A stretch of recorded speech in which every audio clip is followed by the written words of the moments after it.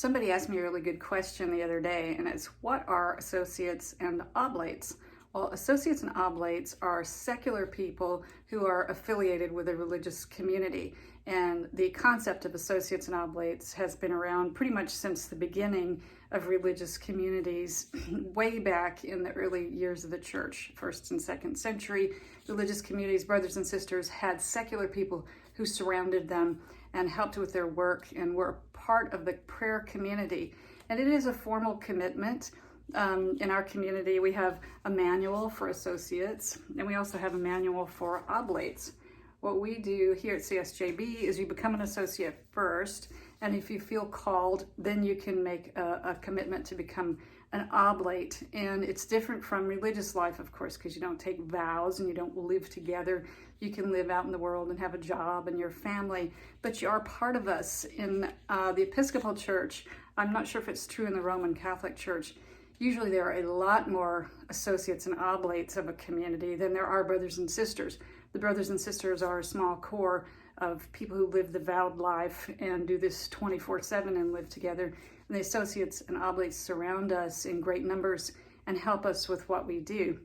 There is a little reception ceremony here at CSJB. When you become an associate or oblate, you receive an associate's medal. If you're an oblate, you receive an oblate's cross.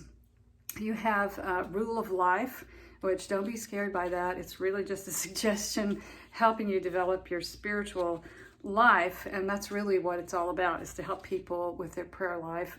Like the associate rule is to pray for the community every day, to lead a life becoming to the vocation of an associate, to help the community whenever and wherever possible, and to serve in one's own church, to attend a retreat. We have associates retreats several times a year, and they have to at least attend one retreat per year, to keep in touch with the community at least annually. And when an associate dies, we make arrangements with the family to return their associate's medal to us so that they don't end up in, pawn shops and things like that, because the medals are blessed and they're very special to us. The oblates rule is a little bit more serious, simply because oblates would like to make a deeper commitment. Attendance at the Eucharist, praying to themselves at least one of the divine offices every day. They have to make a plan for spiritual growth, including reading, meditation, spiritual director, and they have to make an annual retreat. And they do service to the church and to the community of St. John Baptist. And then they have to make a report to the director of oblates every 6 months. They also have meetings and they have retreats that they attend. And it's not hard and fast. It's not like, oh, if you don't do that, you get kicked out. It's more like, we want to help you develop your spiritual life. We want to help you to grow closer to God, because that's everything we do is centered around that, is getting closer to God.